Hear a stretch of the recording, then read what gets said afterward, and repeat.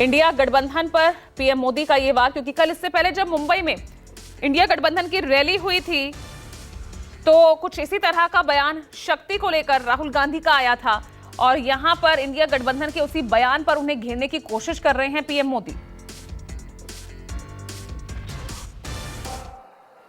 मेरी इन माताओं बहनों की तरफ से, माताओं बहनों, आपको मैं शक्ति के रूप में पूजा करता हूं। मैं भारत मां का पुजारी हूं। मैं आप शक्ति स्वरूपा सब माता बहन बेटियों का भी पुजारी हूं।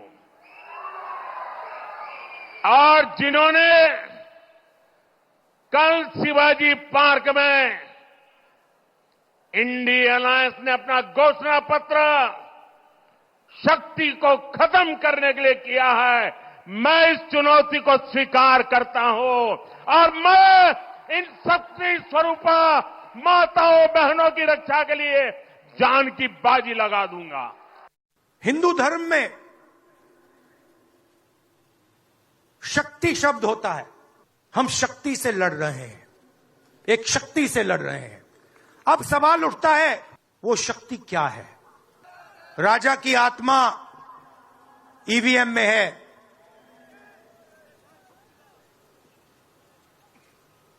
हिंदुस्तान की हर संस्था में है, ईडी में है, सीबीआई में है, इनकम टैक्स डिपार्टमेंट में है। जिस शक्ति की मैं बात कर रहा हूं,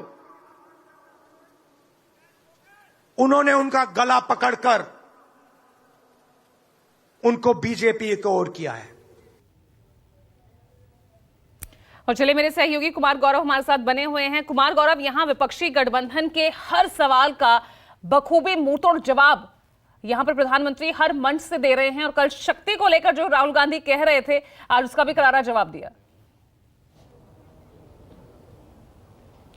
देखिए, बिल्कुल राजनीति में अगर आपको जीतना है तो एक सबसे महत्वपूर्ण चीज़ होती है कि दुश्मन के हथियार को, दुश्मन के वार को अगर आप अपना हथियार बना ले तो आप ज़्यादा सफल होते हैं। और प्रधानमंत्री इस कला में निपुण हैं। और जो हमला कल राहुल गांधी ने किया या इंडिया अलायंस के गठबंधन के सहयोगियों ने किया, जिस शक्ति शब्द का इस्तेमाल किया उन लोगों ने, उसको लेकर जाहिर सी बात है, उम्मीद भी यही थी कि प्रधानमंत्री पलट कर उसका जवाब देंगे। और आज अपनी पहली सभा में प्रधानमंत्री ने सीधा सीधा जवाब दिया और कहा कि ये शक्ति के खिलाफ हैं, जबकि हिंदुत्व में, हिंदू धर्म में शक्ति माँ दुर्गा का रूप है और हर महिला में माँ दुर्गा का रूप वो देखते हैं और पूरी पार्टी बीजेपी देखती है। धार्मिक माहौल में चुनाव होता है, इसमें कोई दो राय नहीं। और बीजेपी धार्मिक धर्म को मुद्दा बनाकर चुनाव लड़ती है, तभी राम मंदिर, कभी अयोध्या की बात होती है, कभी मथुरा काशी की बात होती है। तो कहीं ना कहीं ये जो विपक्ष का अटैक था, विपक्ष के हमला को जिस तरह से प्रधानमंत्री मोदी ने अपना हथियार बनाया, वो उनके जो इलेक्शन कैंपेन है उसमें ऐड ऑन करता है, उसको और मजबूत करता है। देश में 47.1 लाख